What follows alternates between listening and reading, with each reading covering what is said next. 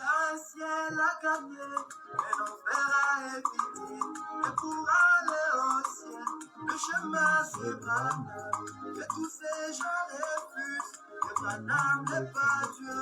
Moi je croirai toujours, il est Elohim. En ces temps de la fin, le grand Jéhovah est venu nous visiter. C'est ça qui réjouit mon cœur. Et nous regarde, qui va, je t'adore, oh moi je t'aime, je t'adore au Seigneur. Et nous regarde, qui va, je t'adore, oh moi je t'aime.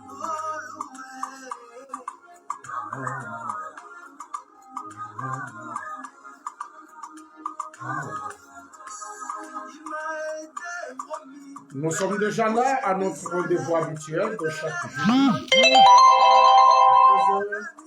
Père de Lubumbashi, dans cette émission religieuse, une émission qui parle du message de William Marion Branham. Cette émission, vous connaîtrez la vérité vous affranchira, qui est une émission du Branham Tabernacle de Kamalondo, et présenté par le pasteur Daniel Madimba.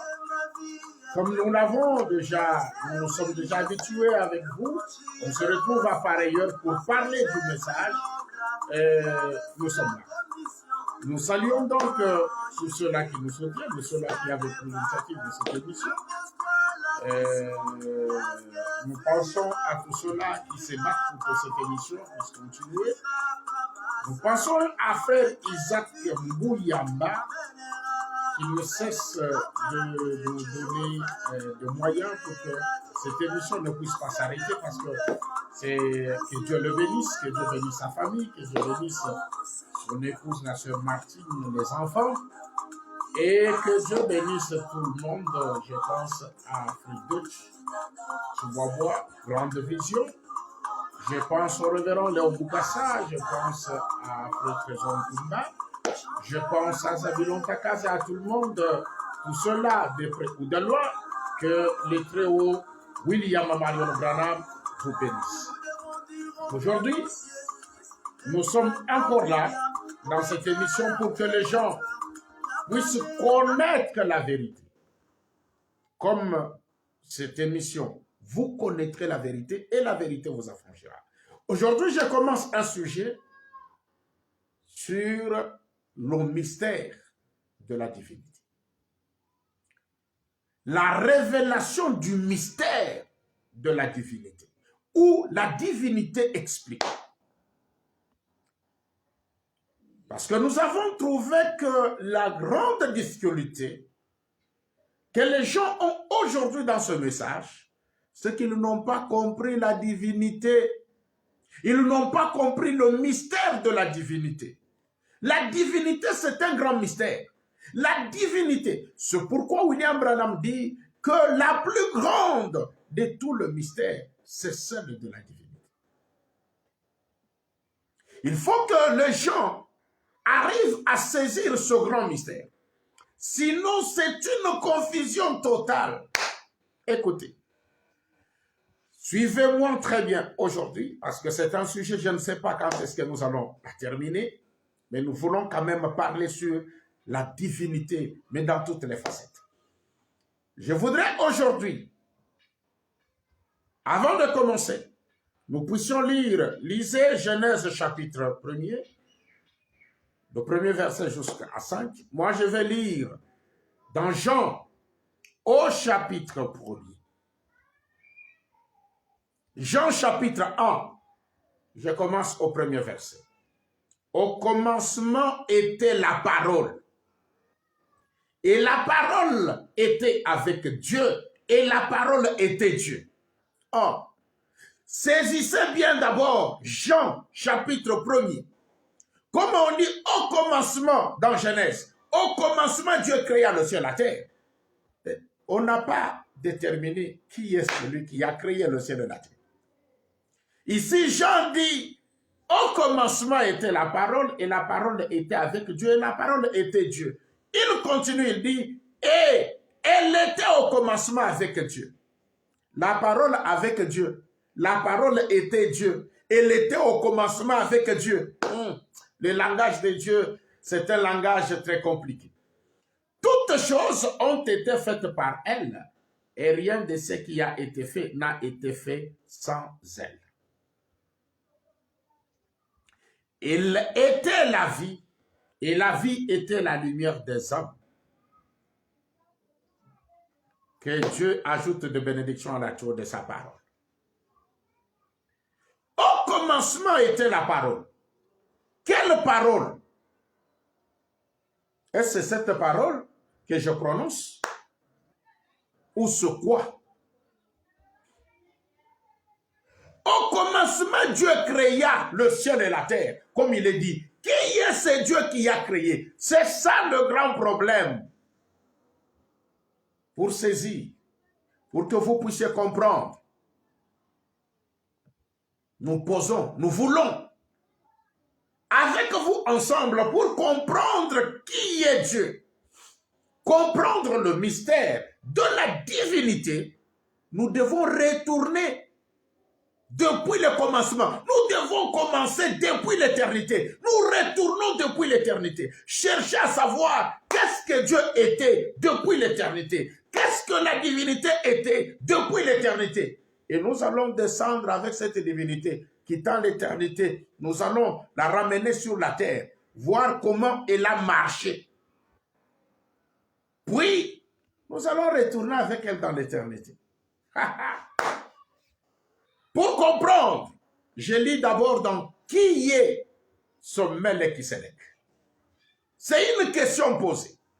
Parce qu'on a parlé de Melchisédek dans la Bible, mais les gens n'ont pas saisi, compris qui est ce Melchisédek. Voilà pourquoi Branham a posé la question, qui est ce Melchisédek? Comme nous pouvons poser la question, qui est Dieu? La divinité.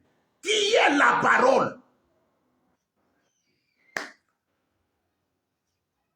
Paragraphe 42. Qui est ce Melchisédek? Prêché le 21 février 1962. Paragraphe 42. Remarquez, c'est pareil à un sculpteur, pareil au sculpteur, qui cache son travail avec un masque. C'est ce que Dieu a fait dans cet âge. Cela a été caché. Toutes ces choses ont été cachées. Tout, la divinité, qui est Dieu, c'était caché. Dieu a agi comme un sculpteur. Il a fait une œuvre. Il a taillé quelque chose. Il a taillé quelque chose et il a pris un masque. Il a couvert cette œuvre-là. Les gens pouvaient dire, bon, c'est une statue qui représente un homme. Mais qui est cet homme que cette statue représente? Cette statue a la face de qui? Personne ne pouvait répondre. Parce que l'auteur de l'œuvre l'avait couvert. C'est ce que Dieu a fait dans cet âge. Branham continue. Il dit, cela a été caché. Toutes ces choses ont été cachées. Elles sont censées être révélées dans cet âge. La Bible dit qu'elles seraient révélées dans les derniers temps. Toutes ces choses qui étaient cachées, que les gens ne connaissaient pas, devaient être révélées en cet âge. Pas avant cet âge. Non, non, non, non. C'est pareil à un sculpteur qui garde son œuvre entièrement cachée jusqu'au moment où il en retire le masque, alors la voilà. C'est ainsi qu'a été la Bible. Quand vous prenez la Bible, vous lisez, oh, la Bible est révélée. Puis vous nous dites, Pierre a dit, Paul a dit, et qui a dit, celui-là a dit. Mais tous ces gens que tu cites là n'avaient pas la révélation de ce que la Bible représentait. N'avaient pas la révélation des choses qui sont contenues dans la Bible. Parce que cela devait être révélé au temps de la fin. Écoutez, Branham. Il dit, c'est pareil à un sculpteur qui garde son œuvre entièrement cachée jusqu'au moment où il en retire le masque, alors la voilà. C'est ainsi qu'a été la Bible. Cela a été une œuvre de Dieu qui a été couverte. Cela a été caché depuis la fondation du monde. Depuis la fondation du monde. C'est un mystère à cette face. Et Dieu a promis qu'en ce jour, dans l'âge de l'église, de cette église de la Odyssée, il retirerait le masque du tout et que nous pourrions le voir. Excusez-moi un peu. Voir Dieu, connaître Dieu, il fallait que Dieu retire le masque qu'il avait couvert. Toute la Bible était couverte. Il fallait que Dieu retire le masque. Que les gens puissent maintenant lire la Bible avec la révélation de Dieu pour qu'ils saisissent, pour qu'ils comprennent et qu'ils voient qui est Dieu. Mais pour que cela se réalise, Dieu avait promis qu'il en retirerait le masque du tout et que nous pourrions le voir. Quand? Dans l'âge de l'église de la Odyssée. Maintenant, prenez cette écriture. Les disciples de Jésus, les apôtres, en commençant par Pierre et les autres,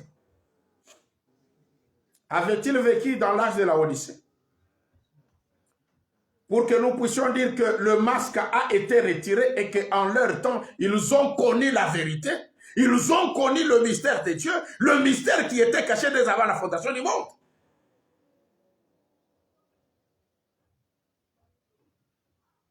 Et chacun répondra par non.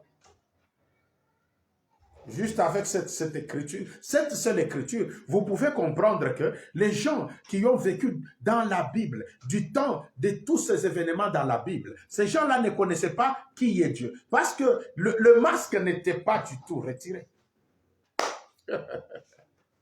Oh, j'aime Branham. Quand je lis Branham, je me sens bien, je me sens religieux.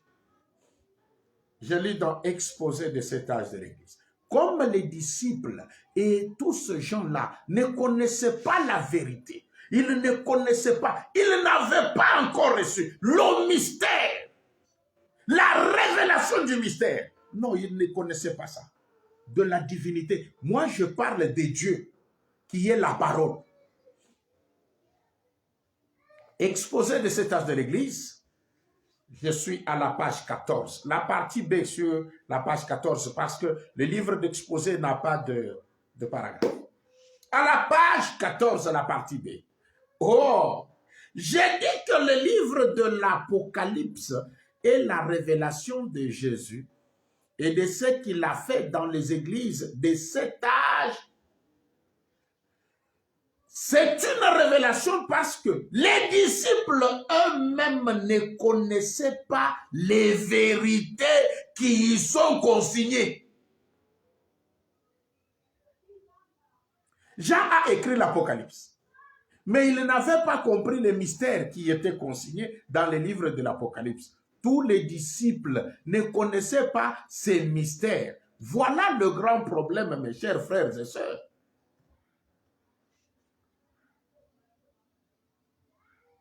Les livres de l'Apocalypse, c'est une révélation parce que les disciples eux-mêmes ne connaissaient pas les vérités qui y sont consignées. Cela ne leur avait pas été révélé auparavant. Vous saisissez? Vous vous souvenez que dans les livres des Actes, ils sont allés demander à Jésus, est-ce en ce temps que tu rétabliras le royaume d'Israël? Il a répondu, ce n'est pas à vous de connaître le temps ou le moment. Ces hommes avaient encore en tête le royaume terrestre de Jésus, les disciples. Ils n'avaient en tête que le royaume terrestre de Jésus. Mais le royaume qui allait être édifié était un royaume spirituel. Ils ne pouvaient même pas leur dire quelle place ils auraient dans ce royaume. Car le Père ne le lui avait pas révélé. Même Jésus, le Père ne lui avait pas révélé le mystère qui était caché. Même Jésus n'en connaissait pas. Les disciples ne connaissaient pas ce mystère. Je dis dans Christ est révélé, et le mystère de Dieu révélé. Christ est le mystère de Dieu révélé, prêché le 28 juillet 1963. Je lis le paragraphe 203 et 204. Je vais, oui, jusqu'à 205. Le Seigneur Branham, le grand enseignant, il nous enseigne ce mystère. Écoutez, parce que ça devait être révélé au temps de la fin. Écoutez, toutes ces choses l'ont représenté sous forme de type. Mais le mystère était encore caché. Quand vous voyez un type, c'est que le mystère est encore caché. Et tout le monde s'accorde à dire, Jésus était le type. Jésus étant le type, c'est que le mystère de Dieu était encore caché. Alléluia. Dites Amen. Mais c'est ça le message de Branham. Écoutez. Toutes ces choses le représentaient sous forme de type. Mais le mystère était encore caché. Ces hommes ne savaient pas ce qu'ils faisaient. Tous ces gens qui ont agi dans les types et dans les ombres ne savaient pas ce qu'ils faisaient parce que le mystère était encore caché. Ils savaient seulement qu'ils étaient conduits par l'esprit pour faire certaines choses. Eh bien, Dieu, il retenait cela pour la grande révélation dans les derniers jours. Le mystère devait seulement être révélé dans les derniers jours. Mais pour exprimer cela, il s'exprime en Moïse, en David, en Joseph, en Élie, et ainsi de suite. Nous pourrions prendre chacun de ces prophètes et exposer leur vie et montrer que cela exprimait Jésus-Christ parfaitement. Exactement. Pourtant, jamais il n'avait livré son secret en entièreté. Il attendait de le faire connaître dans les derniers jours, comme il l'avait promis. Il attendait que cela soit pleinement compris. Voyez, avant qu'il puisse l'exprimer. Même quand il a parlé dans les types et dans les ombres, avec les Moïse, les David, les Joseph, les Jésus, William Branham dit, Dieu n'avait jamais livré son secret en entièreté. Il attendait de le faire dans le dernier jour, comme il avait promis. Comme nous l'avons lu dans Qui est sommet d'Excellence, le paragraphe 42, il a dit que Dieu a promis qu'en ce temps de la fin, dans l'âge de l'église de la Odyssée, il retirerait le masque du tout et que nous pourrions le voir. Il dit, il attendait que cela soit pleinement compris, voyez, avant qu'il puisse l'exprimer. S'il a dit la chose entière, en effet, la Bible est écrite en énigme. Jésus a remercié le Père pour cela, voyez, de ce qu'elle était écrite en énigme. Maintenant, la venue du Seigneur est un mystère. Nous ne savons pas quand il viendra, comment il viendra, mais nous savons qu'il vient, voyez. Ainsi, en était-il de tous les mystères de Dieu qui attendaient ce dernier jour. Tous les mystères de Dieu, pour connaître qui est Dieu, connaître sa face, connaître son nom, tout ça attendait le dernier jour, pas avant. Après que cela a déjà été accompli, alors il le révèle et montre ce qu'il avait fait. Oh là là, il n'a jamais livré complètement son mystère.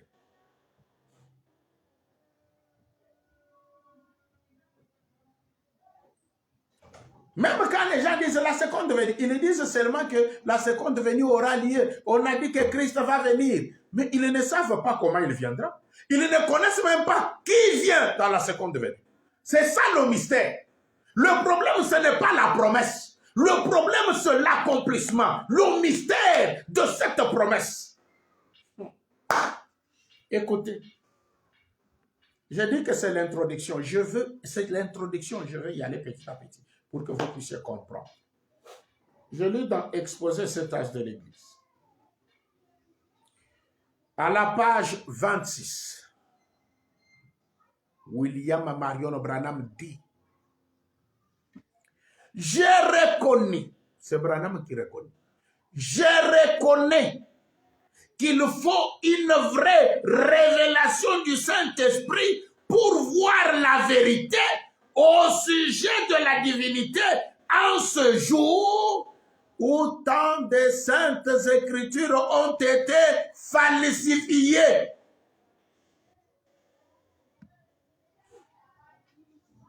William Branham reconnaît qu'il faut une vraie révélation du Saint-Esprit pour voir la vérité au sujet de la divinité en ce jour du temps de la fin, où tant de saintes écritures ont été falsifiées. Des saintes écritures falsifiées. Quand il y a déjà des saintes écritures falsifiées, est-ce que les gens peuvent connaître la vérité?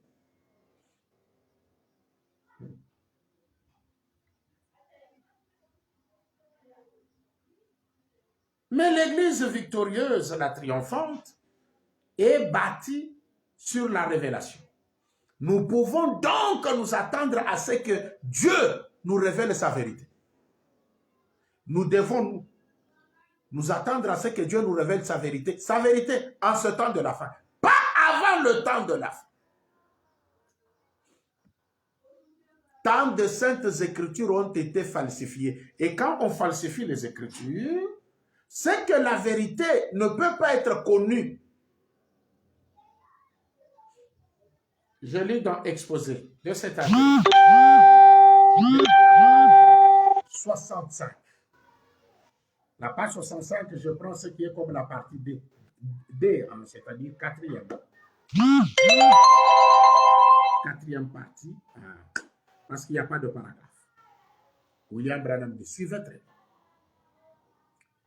Puisque vous comprenez maintenant comment nous discernons ce qu'est la véritable Église, d'après ce qu'elle était à la Pentecôte et ce qu'elle était dans l'âge apostolique, comme l'expose la parole dans les livres des Actes.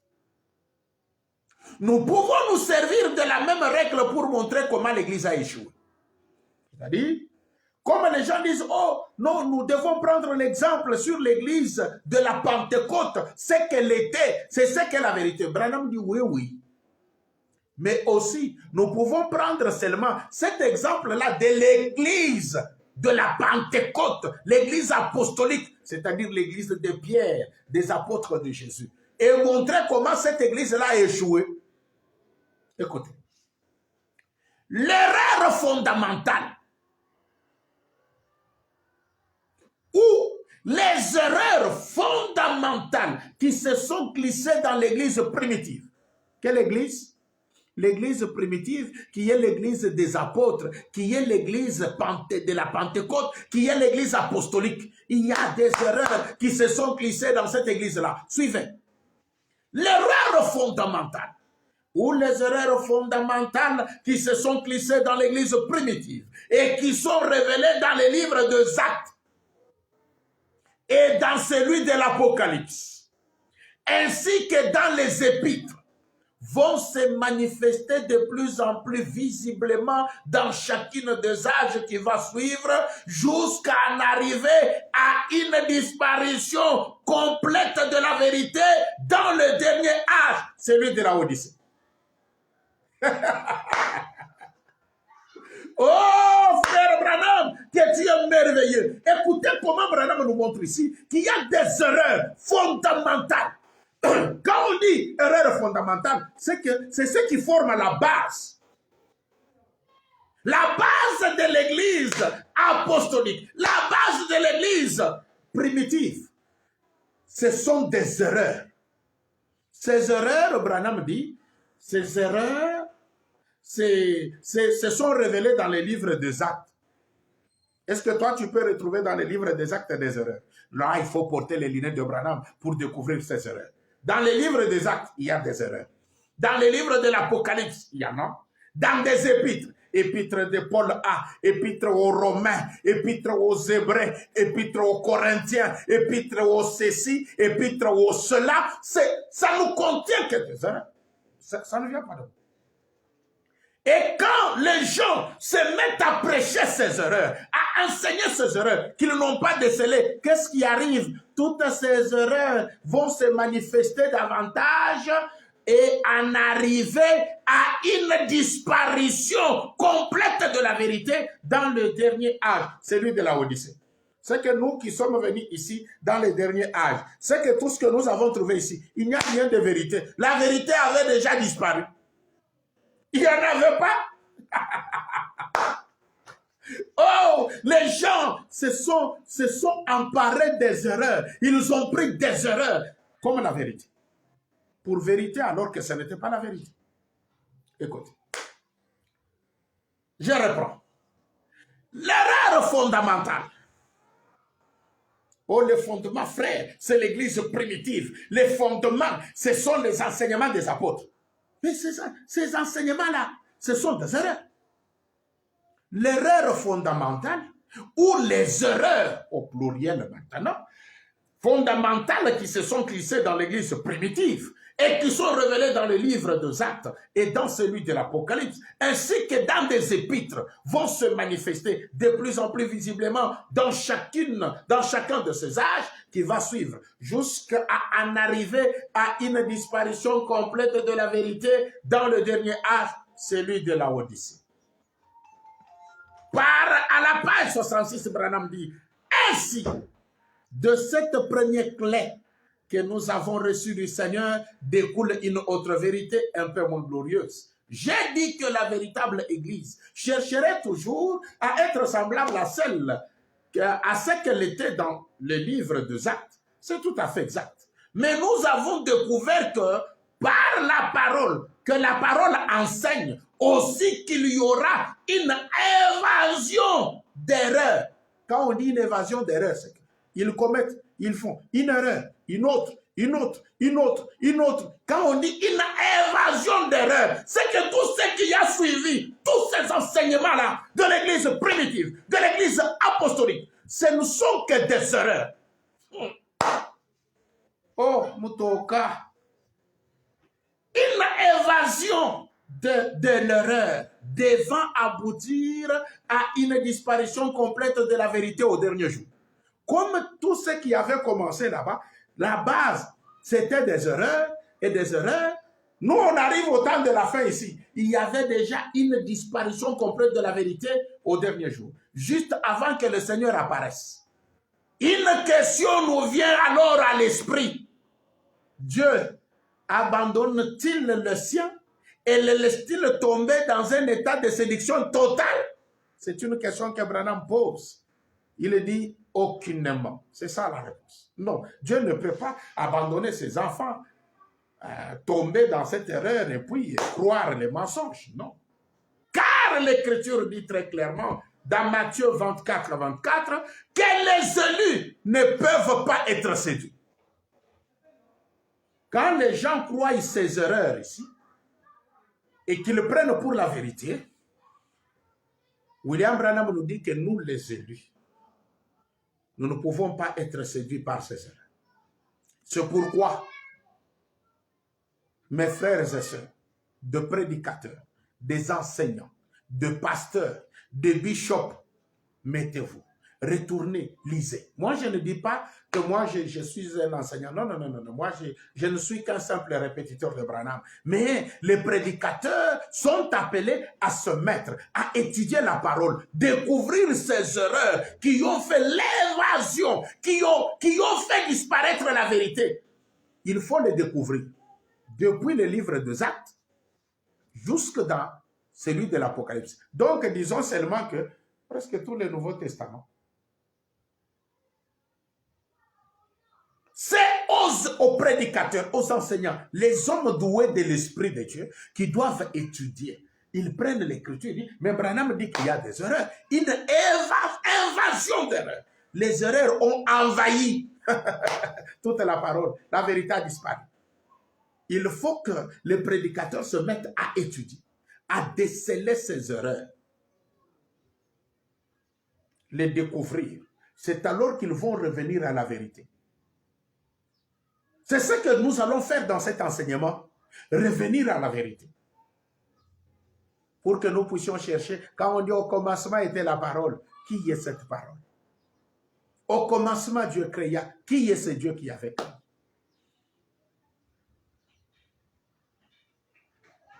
Écoutez. Mais pour arriver à découvrir ces erreurs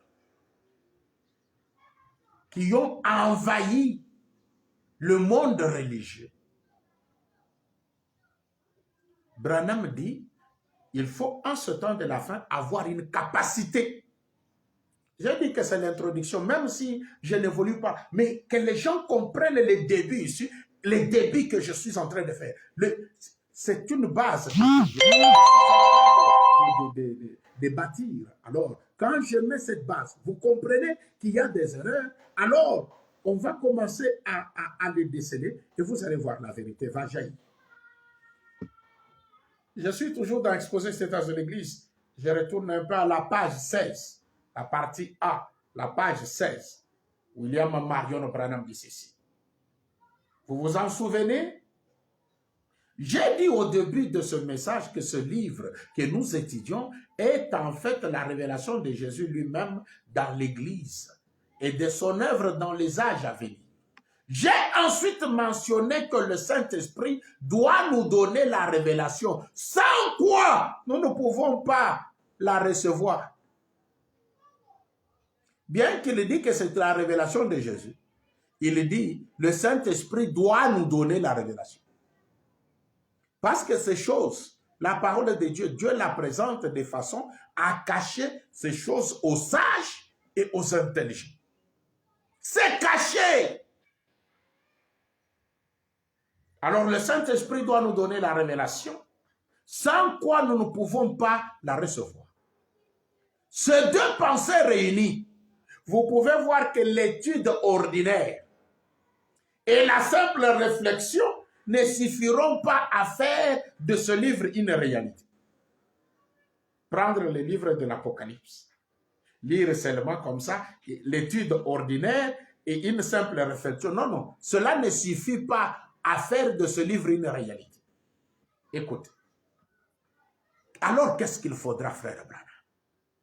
Il dit, il faudra pour cela, pour comprendre le livre de l'Apocalypse et saisir la révélation de Dieu, il faudra pour cela l'œuvre du Saint-Esprit. Ceci pour dire que ce livre ne peut être révélé qu'à une catégorie spéciale de gens. Alléluia! Il faut faire partie de cette catégorie spéciale de gens. Alors, Dieu lui-même vient vous révéler les livres. Et quand il vous révèle les livres, il commence à vous montrer les erreurs qui ont fait que la vérité disparaisse. Il faudra pour cela l'œuvre du Saint-Esprit. Ceci veut dire que ce livre ne peut être révélé qu'à une catégorie spéciale de gens. Il faudra pour cela quelqu'un qui a la faculté du discernement prophétique. Cela nécessitera une capacité d'écouter Dieu parler. Alléluia. Cela nécessitera un enseignement surnaturel. Pas seulement d'étudier en comparant un verset à l'autre, bien que ça soit une bonne chose. Mais un mystère nécessite l'enseignement de l'esprit, sans quoi il ne sera jamais clair. Combien nous avons besoin d'écouter Dieu parler et de nous ouvrir en nous abandonnant à l'esprit pour entendre et pour connaître. C'est pourquoi William Branham est venu enseigner. Mais il a enseigné ces choses. Lui-même dit, c'est un message entrecoupé. C'est lui qui l'a entrecoupé. Il dit, ce petit message entrecoupé. Lui-même dit que c'est un message qu'il a donné, comme il dit, il ne l'a pas fait en ordre, il a dispersé ça. C'est pourquoi il dit que ce message, c'est un jet de puzzle. Il faut que l'Esprit vous enseigne, un enseignement de l'Esprit pour relier les Écritures et donner une image. Il faut avoir la capacité d'entendre Dieu parler, d'écouter Dieu parler, l'Esprit qui vous enseigne. William Branham continue.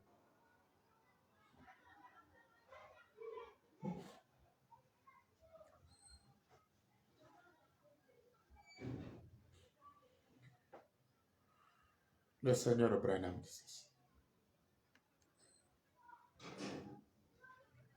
Il dit, comme je l'ai déjà dit, ce livre, l'Apocalypse, est l'accomplissement final des Écritures. Même dans les canons bibliques, il est placé à la fin, exactement là où il doit être. Vous comprenez maintenant pourquoi il est dit que quiconque le lit ou même entend ce qui est dit est béni. C'est la révélation de Dieu, ce livre de l'Apocalypse. C'est la révélation de Dieu qui vous donne autorité sur le diable. Avoir autorité sur le diable, vous devez avoir la révélation de qui est Dieu. Et vous comprenez pourquoi ceux qui y ajouteraient ou en retrancheraient quelque chose seraient maudits.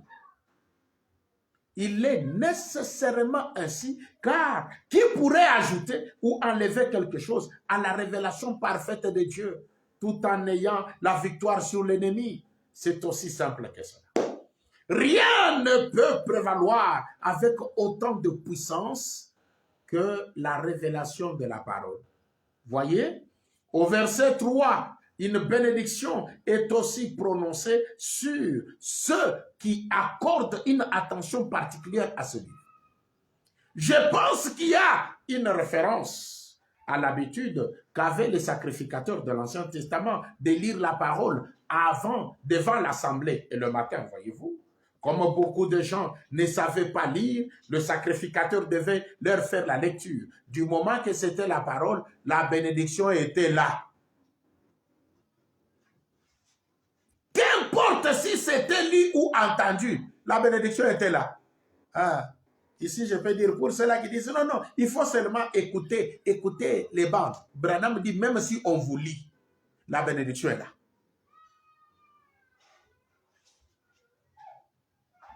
C'est pourquoi nous vous lisons. Le temps est proche, je continue à lire.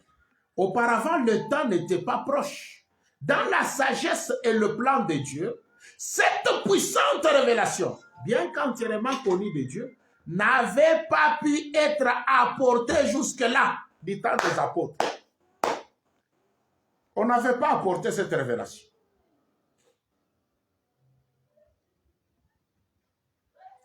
William Branham. Aussi, découvrons-nous immédiatement un principe. La révélation de Dieu pour chaque âge ne peut venir que dans l'âge en question et à un moment précis.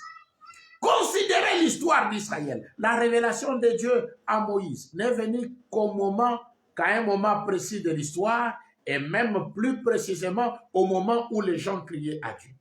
Jésus lui-même, qui était la révélation complète de la divinité, n'est venu que lorsque les temps ont été accomplis. Et dans cet âge, celui de la Odyssée, la révélation de Dieu viendra au temps fixé. Elle ne faillira pas. Elle ne sera pas prématurée non plus. Réfléchissez à cela et tenez bien en compte, car nous sommes aujourd'hui au temps de la fin. Et dans cet âge de la Odyssée, la révélation de Dieu viendra au temps fixé. Elle ne faillira pas. Elle ne sera pas prématurée non plus. Branham vous dit, réfléchissez à cela et tenez-en bien compte. Si les gens disent que Jésus était Dieu, il est Dieu et que c'est lui le Dieu tout-puissant l'adorant. Mais pourquoi la révélation devait encore venir au temps de la Odyssée? Tenez-en bien compte, hein, mes frères. William Branham.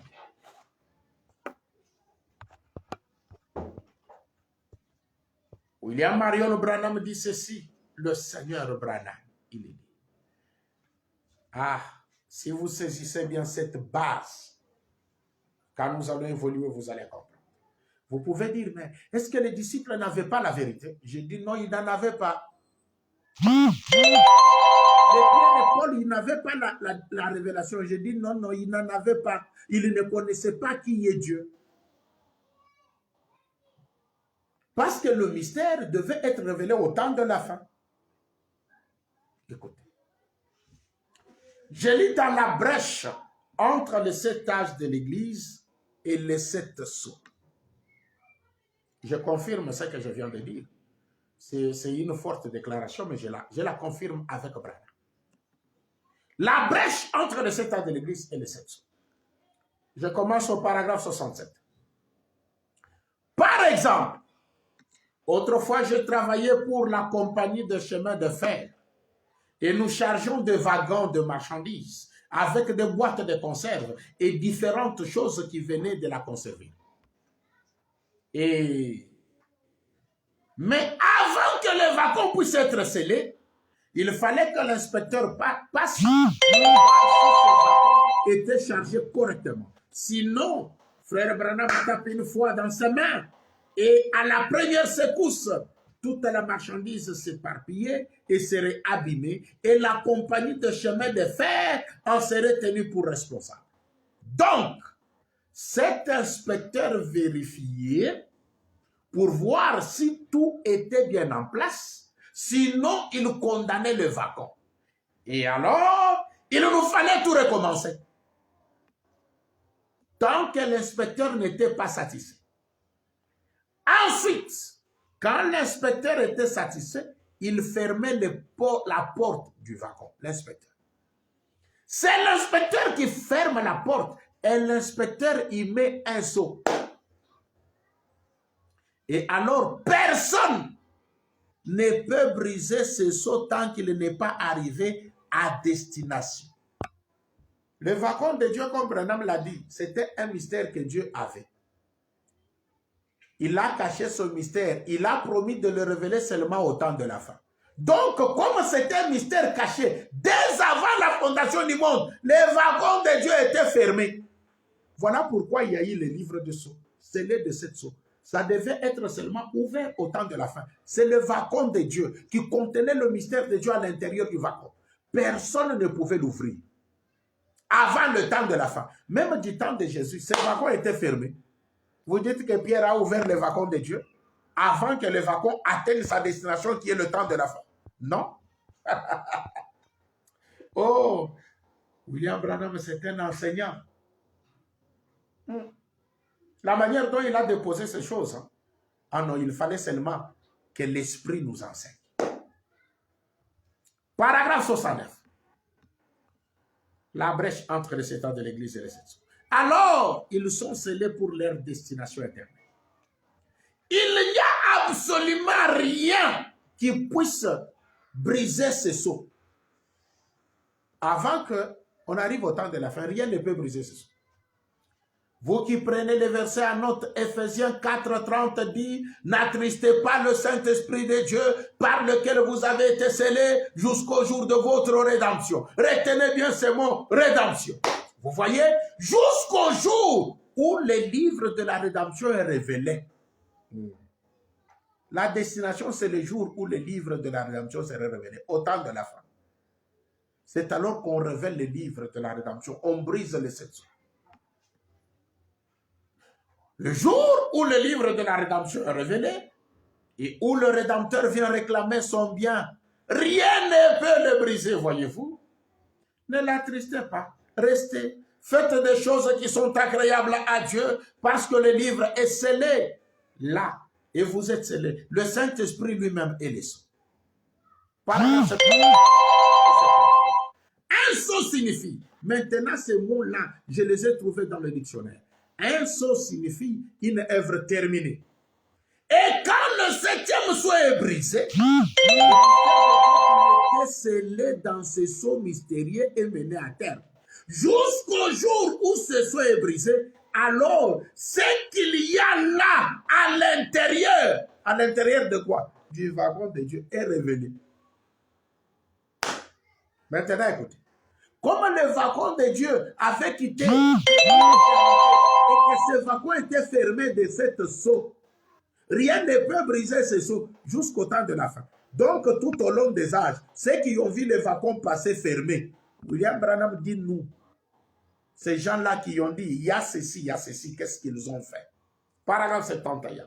Si cet homme se demande ce qu'il y a à l'intérieur de ce wagon de marchandises et qu'il dise il devrait y avoir telle et telle chose, comme le wagon quitte le Bombashi vers le Kasaï là-bas, où il est beau, quelqu'un voit le wagon passer, il dit il y a de l'huile. L'autre dit il y a du ciment, l'autre dit il y a du sucre, l'autre dit il y a la marchandise, des divers et tout ça. Est-ce qu'ils connaissent ce qu'il y a dans le wagon? Non. C'est ce que Branham dit. Si cet homme se demande ce qu'il y a à l'intérieur de ce wagon de marchandises et qu'il dit il devait y avoir telle et telle chose, il devrait y avoir, Branham dit, il présume. Mais quand le sceau est brisé et que la porte est ouverte, alors on voit dedans, on voit exactement ce qu'il y a à l'intérieur. Vous le voyez? Et cela ne se produira qu'au temps de la fin. Le wagon quitte depuis l'éternité, passant par le jardin d'Éden, toute la Genèse. Le wagon continue fermé. Dieu était chez Abraham. Qui est le Dieu qui était chez Abraham? On ne sait pas. Dieu, on ne le connaît pas. Le wagon fermé. Arrivé du temps des apôtres, le wagon est toujours fermé. La destination du wagon, c'est le temps de la fin. Pierre nous dit, Jésus est Dieu. Avant que le wagon soit ouvert, qu'est-ce que Branham a dit? Ces gens-là présument. Attirez-en vos propres conclusions. Les disciples et tous les gens-là, ils ont dit, il y a telle chose, il y a telle marchandise, il y a telle, mais le wagon fermé. Mais quand nous, on arrive au temps de la fin et que le wagon, les sceaux sont brisés, on ouvre les portes, Branham dit, on voit dedans. On voit exactement ce qu'il y a à l'intérieur. C'est pourquoi nous pouvons dire aujourd'hui que Dieu est dévoilé parce que le wagon est ouvert. Nous connaissons qui est Dieu, nous connaissons son nom, nous connaissons sa nature, parce que ce sont des choses que nous connaissons avec exactitude, parce que le wagon est ouvert. Et Branham vous dit, cela ne devait se produire qu'au temps de la fin. C'est que l'ouverture du wagon et la connaissance de ce qui était dans le wagon, qui est le mystère de Dieu, cela se produit au temps de la fin. Maintenant, si les gens n'ont pas cette vérité, de savoir que connaître Dieu, cela doit se produire au temps de la fin. Avoir la révélation de Dieu, c'est au temps de la fin. Ils prennent tout ce qui s'est dit avant le temps de la fin. C'est une invasion d'erreur qui a fait que la vérité puisse disparaître. Et quand on commence à parler de cette vérité, on dit aux gens, regardez la vérité. C'est difficile que les gens arrivent à comprendre. Parce que 2000 ans diront, ils se sont habitués à des erreurs. Pour eux, l'erreur est devenue la vérité. C'est difficile, ils comprennent. Mais les prédestinés comprennent. Je ne pourrais pas aborder l'autre partie. Je voudrais bien m'arrêter ici, comme je dis que je pose la base. Nous allons continuer le jeudi prochain en commençant par chercher qui est Dieu. Parce que le mystère est déjà révélé. Nous commençons avec Dieu, qu'on appelle au commencement était la parole.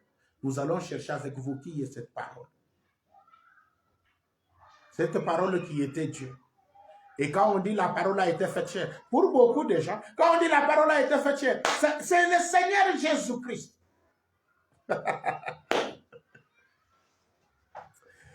Nous allons voir toutes ces choses. Et ça sera merveilleux. Tel que le début est merveilleux. Je me sens bien. vous verrez que c'est merveilleux. Vraiment, nous remercions tous ceux-là qui nous ont suivis. Que les Très-Hauts vous bénissent. Tous ceux-là qui nous ont suivis dans cette émission, vous connaîtrez la vérité vous affranchira. Que les Très-Hauts vous bénissent.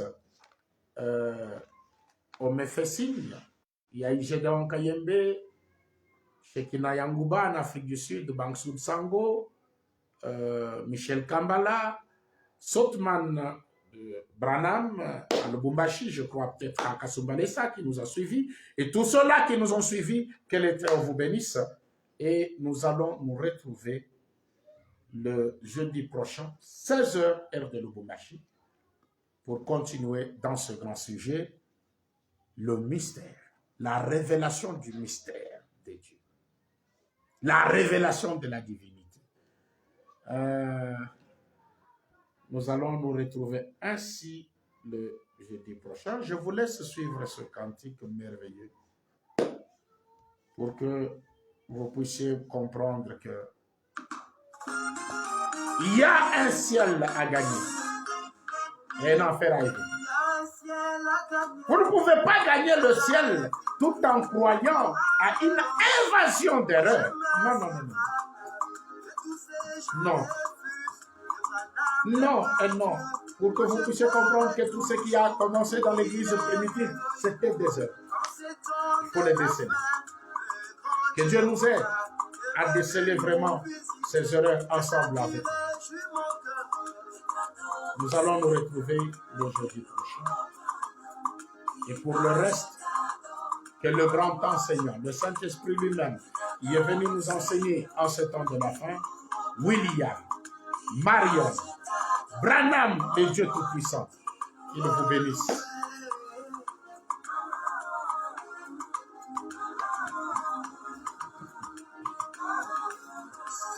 Il m'a été promis vers le coucher du soleil.